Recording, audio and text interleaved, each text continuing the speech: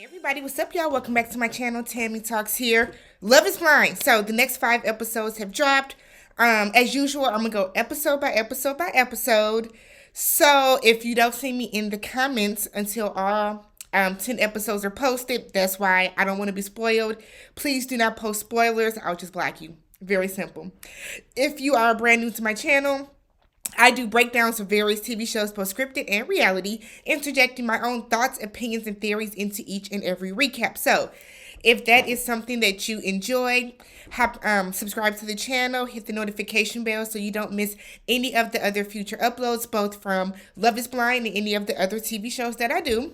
Hit that like button if you enjoyed this particular piece of content, and hop in the comment section, y'all, so we can all read Shaina's ass together.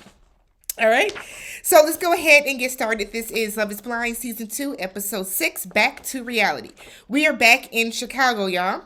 So it starts off with Natalie and Shane. They're talking, and they have apparently made up from the last argument that they had, where Shane wants a lot of positive reinforcement. He needs affirmations. He needs you to tell him he's pretty. He needs you to brag about him to all the other couples. He wants you to brag about him just in general. He wants to feel the love no matter where it comes from. Natalie says she didn't realize that she was stubborn. And now through this process, she's starting to realize that she is a more stubborn person than she anticipated. Shane tells her that he knew she was stubborn, but because she's stubborn, you can't tell her anything. They make this promise to never leave each other, to always stay together. And then they talk about what they're going to wear for the wedding. He said he wants to wear a tux cape. Your iPhone is not available. Check that it's powered on and its software is up to date. Siri, stop. So he wants to wear a tux cape when he really means is he wants to wear tails. She said no, she doesn't want him to wear that. I don't think he has the body type to wear that. I think he's just a little too brolic of a guy to wear it, but there's nothing wrong with wearing tails. Natalie's annoying anyways. So we switch over to Deeps and Shake. So they're having dinner, and he's mixing his wasabi with soy sauce, which is what the average person does. She was like, no, that's a palate cleanser. It's concerning to me that she thinks something as spicy as wasabi would be a palate cleanser. Come on, Deeps. Come on, Deeps. Education, baby. Ginger is the palate cleanser. You know, it's like ginger, or the little thing that's pink. That might be ginger too. Or like a different form of ginger. They make a bet. Shake is going to Google it. Whoever is wrong has to plan a romantic dinner. She, of course, lost. And then she feels like you're supposed to be, doing this type of romantic stuff for me. We have Danielle and Nick. We have Danielle and Nick, who is going to irritate us, boy. So she's nervous about her way of thinking. She knows that she's a person that overthinks everything. She has a lot of self-insecurity. She has a lot of self-doubt. And she's worried that her actions are going to ruin their relationship. They will, Danielle. Don't worry. Don't worry, Danielle. They're absolutely going to ruin their relationship. Just in case you were wondering. Let me just finish them up. So he wants her to let him know if she has any hesitation whatsoever. If you're feeling away, if you're unsure about anything, Danielle, come and talk to me. Word to jealousy. Come and talk to me so that we can figure this out together. But she wants to know what happens is if in a couple of weeks she's not ready for marriage. She wants to know, where do they go from there? And I don't know, Danielle. You take your crazy ass on somewhere to somebody's therapy session. So later on, he goes over to her house to meet her family. Her mother was a lot. Lord have mercy. But her mother was actually kind of rude and questions why he's 36 and is not married and has never been engaged or married. And she kind of feels that because I feel like we're in an age now where, just in our age group, I'm 37. Oh wait, this side for y'all. I'm 37. I'm not married. And I feel like people in this age group, the boomers, our parents, don't quite understand that this is a different age. You know what I mean? My brother got married at 38. Him and his wife were 38 when they got married. We're a generation where we're just not, some of us are, but a lot of us just aren't rushing to get married the way that our parents did. Like, my parents got married in 1978. They are still married. It'll be 44 years this year. But they got married super young. I think my mom was 21 when they got married. My dad was 24. And I feel like we're just a different generation. So I didn't like the way that her mother was kind of on some, what's wrong with you? Like, why aren't you married? I just thought that was kind of rude. So he said that he comes from a divorced family. So he's very cautious about that. And I feel like a lot of kids of divorce are a little more cautious than some of us that, are still, or whose parents are still married, whether from a second marriage or, something like that. So he just kind of feels like he's ready and waiting to find the right one. While Nick is fishing with her dad, which is something that he didn't look like he wanted to do, Danielle's mother keeps saying, "You're a lot. You're a lot. You're a lot, Danielle. You're a lot." And it's like, damn, mama, Lord. Her mama is annoying. Let's not see a lot of her. Please, Lord. So her mother said that she jeopardizes relationships. And says that in front of Nick. Said that she jeopardizes relationships. And then they have this awkward and weird conversation about how sexually active they are from her brother. And it's like, what is going on? So Nick, however, feels that, whoa. He's like, her family is a lot. By God, they are a lot. He said it's different because his family is much more reserved and shy. They would never have as open of a conversation about sex and all of that type of stuff in mixed company like that. He said, but he likes it because it's just a different feel of relationship, a different feel of family for him. So later, here's where Danielle creeps up. So later we have Nick and Danielle are out walking on a little stroll. And she's upset because she thinks that he does not acknowledge his own flaws. And I'm like, what happened? What happened? So she's mad, okay? Danielle feels a way that he did not want to talk about how much her family likes him. Let's repeat that. She started to second guess herself and him, their relationship, because he did not want to go on and talk about how much her family likes him. So she said that because of that, she's wondering, did he even care? And I'm like, Danielle is batshit crazy. I don't care what anybody says. And if y'all want to debate about this down in the comments, let's go. But here's the thing. What more can he say? You meet my parents, right? You know what? I take Nick to go meet my parents. My family really loves you, Nick. Like, they love you. Okay, cool. Yes. Glad they love me. I feel like that's all that needs to be said. So she wanted to go on and on and on about it. Apparently, he started talking about how his friends aren't the same way, or something happened with his friends. She was mad about that because she felt that this was her time to be excited. And he's like, the world don't revolve around you. People have other real deal stuff that's going on right now, and everything that happens just ain't gonna be centered around you. She calls him a narcissist. I said, oh, Danielle. Hey, pop me kettle. Come on, Danielle. Don't do this, babe. Don't do this, girl. So they start going back and forth with his argument, and she says that she was happy for one fucking day. Now, if I'm Nick, I'm questioning, are you not happy in our relationship altogether? Because why is it that this one particular day you're happy? I cannot with Danielle, y'all. I can't. I can't with Danielle. So she says she don't like his tone, and she walks away down the street in the night. Bye. So later in the episode, they're back in the house. She comes in the house, does not speak. I think that's rude. And he tells her that he's upset that she called him a narcissist. I will be upset about that too. He apologizes for how he made her feel. He said that he was just trying to explain that, like, he knows how important that was for her to meet the family. He wanted to meet her family. That was important for him as well.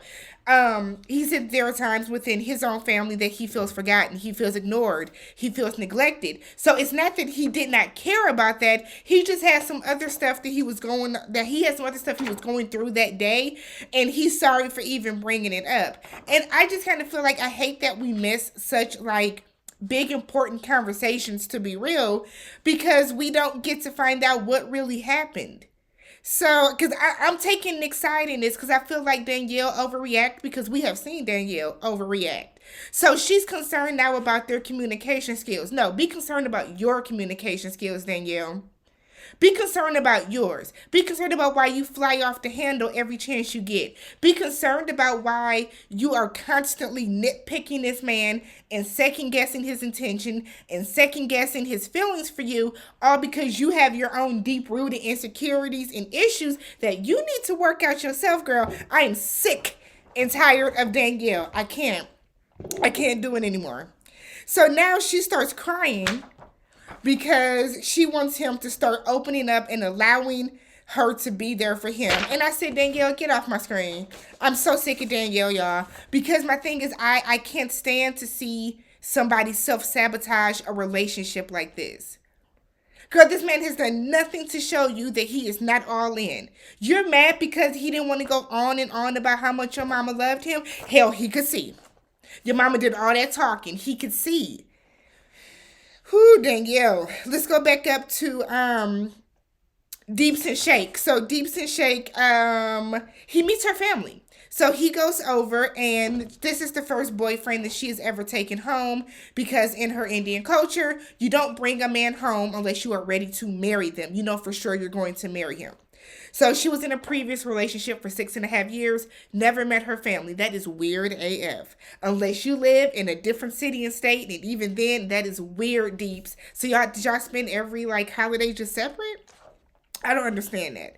Her family really seems to like him. Shake makes a very good first impression. Her mother seems very warm. Her father seems very, very opening. They like him. He talks about their emotional connection. And Shake is hard to read, because sometimes Shake is acting like he does not see it for her. But then there are times where he's like, yeah, I really, really like her. If he can get past the physical and his lack of like physical attraction, and I don't even think it's that he's not physically attracted to her. I think it's that he is used to always being with a blonde. That's what he said before someone says I'm being racist again. He has said that he is always with a white blonde woman. And I think that once he gets past that and gets that out of his mind, then I think he'll like open up a little more to her. But they get along great. They have a really good time. Her family likes him. He knows that he's going to get like the family's blessing. And then he kind of says that he really likes her family as well, and this is the type of family that he can see himself marrying into. He didn't see any red flags within that. So I said, all right, y'all, let's see. Mallory and Sal. They go meet Sal's sisters. They want to see the ring. Somehow the conversation comes up of how she didn't have a gold setting. And it's like, I don't know who brought it up. I think it was Sal. But it's like, Sal, look. Don't keep harping on this. And like, for everyone that said that, I want to explain I forgot what video it was. But I've had some comments asking, like, why do I think it's okay that Mallory and what's his name, Jared, had that conversation? Here's what it is, from my point of view, my opinion. I will prefer Mallory and Jared have that conversation, that long conversation, and get everything out there, right? Get everything out there in that moment, and then be done with it, as opposed to them talking to each other in little spurts and still feeling like they have unfinished business with one another throughout the rest of this month until they get married. That's why I think that that's okay. I don't have an issue with somebody being friends with the ex. I think it's unrealistic that some of y'all think that you can never talk to or see your ex ever again. It's like, I don't know. I look at things a little differently, I guess. I am friends with some exes. There are some exes I am friends with. There are some exes I'm not friends with. But the next man I'm in a relationship with, if you have a problem, then I have a cordial, friendly relationship with an ex that I might talk to every now and again. And it's basically just kind of platonic. I'll start to question, do you trust me, or why do you feel like, because to me that brings up a trust issue where either you don't trust me or you have something else in your closet that you're trying to hide and that you're trying to avoid. I don't know. That's just me. But Mallory and Sal's thing is fine. They talk about how, stressful and awkward it can be in the pod when there are two people that like the same person, that kind of stuff. Her family likes Mallory, so everything is good there. Mallory is happy that they like her. They talk about marriage. Are they ready for marriage? Mallory said this is it. If she goes through and she gets married to him, like, she's committed to him and this is what she wants to focus on. I don't know why y'all hating on Mallory. I don't know why y'all are comparing Mallory to Ayana. I don't understand that. There's so many comments. Why do he like Mallory? Why can't he like her? Why can't he like Mallory? He was attracted to her personality, y'all. The fact that she's Hispanic or whatever, I don't think that has anything to do with it.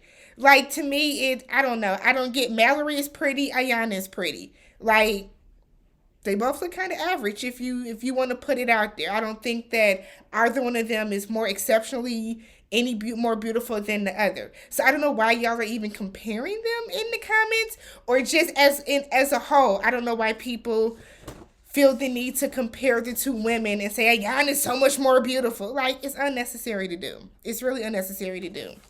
As women, I'm just saying, but like, there's no need to compare the two, y'all. Shaina and Kyle.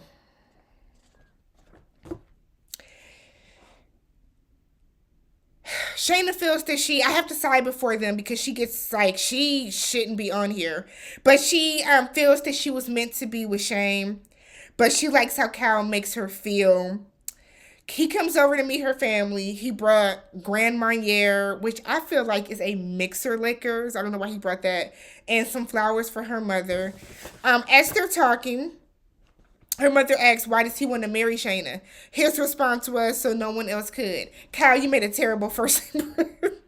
Kyle made a terrible first impression. Just the conversation. He was very lackadaisical about everything. He kind of took the meeting as a joke. Her family was like, that Shaina has communication issues, obviously.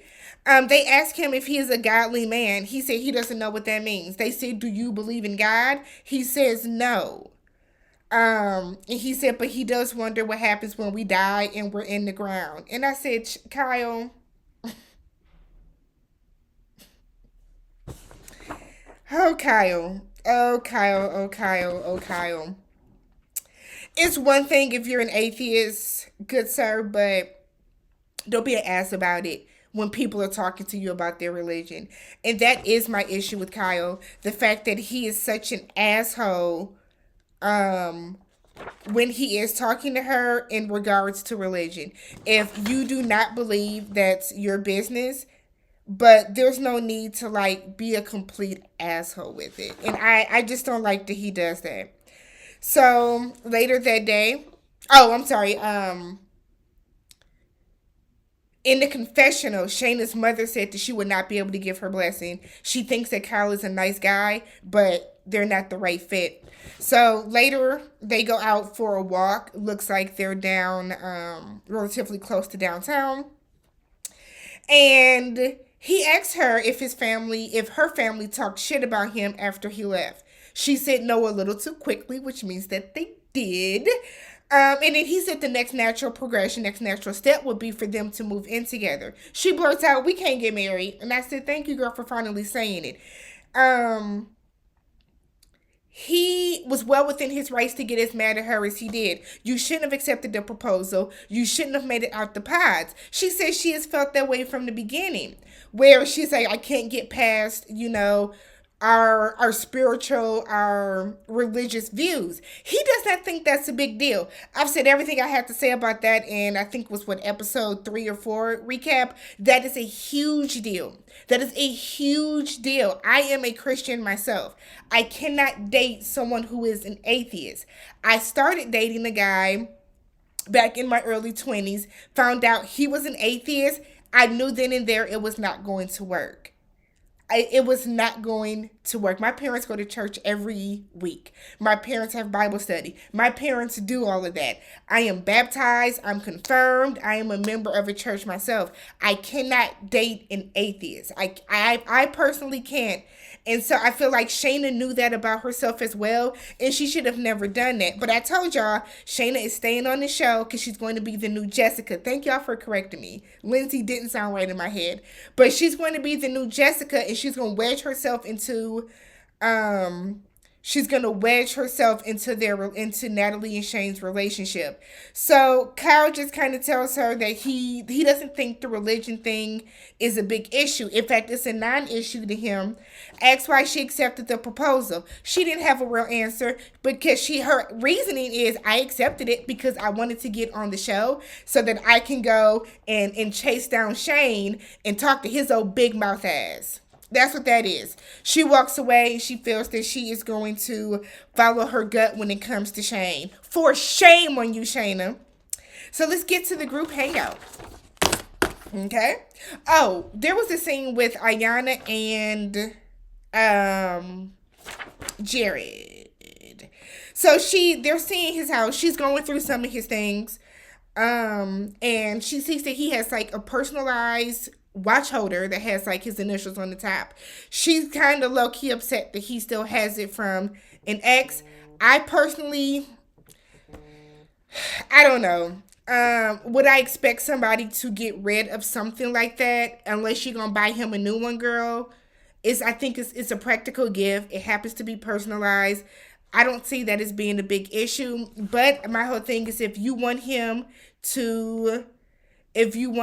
to get rid of it, then you need to replace that one if that's such a big issue to you.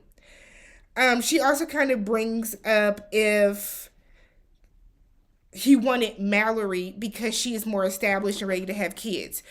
Jared's ready to have kids now. Ayanna is in school getting her master's. She wants to wait a couple years. So she asks him point blank, is that why you wanted Mallory? Because she's more established now and ready to have kids. He tells her no. Ayanna, don't bring up Mallory. Don't do that. Don't bring up Mallory because you're going to finally ask him something and you're going to get your feelings hurt when he says yes. So don't play with fire. Don't keep asking him about Mallory. Don't keep asking him if, did you do this because you want Mallory? Did you do that because you want Mallory? Don't do that, girl. Save yourself the heartache, the headache, and the embarrassment and just ignore it. So let's get to this group dinner, hangout, whatever at the end. Everyone's meeting at the beach, all the couples, and then even some of the people that did not get coupled up, but are just apparently super cool with some of the other castmates, right? So Natalie said that Shaina called her and told her that she has someone to hook her up with when it doesn't work out with Shane. I said, I know you fucking lying because me and Shaina would have had it out right there. Natalie, keep your head on the swivel, girl, because Shaina is coming for your man. So Shane is talking to Nick. Natalie walks up and she said that her and Shane stay up talking all night. Nick said, talking about what? My business. My business. I see what y'all mean when y'all say Nick is messy. So Natalie finally walks away as Shaina arrives to the party. Nick is telling Shaina that Natalie won't leave Shane's side. Shaina then goes in and starts saying she doesn't know what Shane and Natalie talk about. Like, I don't know, do you think Natalie is an airhead? Like, I don't understand Shaina. Girl, this is a different way to try to get this dude. This ain't the way, though. So Shaina feels slighted looking at all the different couples planning their weddings because she feels that she should be planning her wedding to Shane. No, you should be at home watching the show like the rest of us because you shouldn't have accepted that proposal. So Shane and Shaina go off to talk to the side. She tells him that Kyle wasn't the one. They broke up.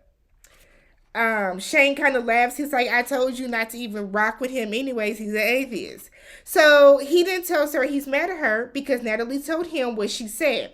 Shayna sat up there and lied to his face and said it was taken out of context. Said she was joking to say, hey, if it doesn't work out, I got a guy for you. No, you weren't, Shayna. Don't be a bitch about it. You knew that you were saying that maliciously to get up in that girl's head. So she then goes on to say she doesn't know if they have some type of problem in their relationship where Natalie is trying to wedge Shayna in between them. And I said, what am I watching? What am I watching? Who's Shayna? So then Shayna said that she think that would be a red flag that Natalie even brought that conversation into their relationship. Then proceeds to keep starting. I just want to say, never mind. I won't even say it. I won't even say it. Fuck it. I won't even. And it's like, what is going on? Did we take a bump? Did we take a bump before we came out here, Shaina? Is there something you want to share with the class? Because this behavior is not normal, sweetheart. This is not normal behavior. So she then goes on to tell Shane that he was always her number one. He said he didn't know that. She said all the other girls knew. Well, congratulations, Shaina, for telling all the wrong people. So she then tells him she feels that him and Natalie have a fake relationship and she does not like how she is being portrayed as a villain. And if he thinks that they are compatible, it is comical. Shaina, girl, fuck you, because that's what Natalie needs to run over and say. Wow. What a mess of a cast this season. I'll be back for episode 6, y'all. If you haven't already, like, comment, subscribe. Try not to spoil it for other people. I know how some of y'all get. Try not to spoil it for other people. I promise I will be in the comments as soon as I'm done with all of the videos. Catch y'all in the next one.